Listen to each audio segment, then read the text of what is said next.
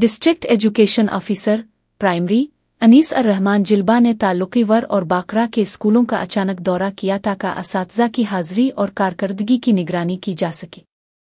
دورے کے دوران اسمبلی کے وقت دیر سے آنے والے اساتذہ کو وارننگ دی گئی، جبکہ 13 اساتذہ اور اسٹاف جن میں 4 خواتین اساتذہ بھی شامل ہیں کو ایک سپلینیشن کا لیٹر جاری کر کے D A O office Larkana میں وضاحت پیش کرنے کا حکم دیا گیا۔ دوسری جانب بچوں کو پولیو کے قطرے نہ پلانے کی شکایت پر ڈی اے او نے گورنمنٹ بوائز پرائمری اسکول سونوگاہی کا دورہ کیا اور وہاں مقرر 2 اساتذہ کو بچوں کو پولیو کے قطرے پلانے کی ہدایت دی۔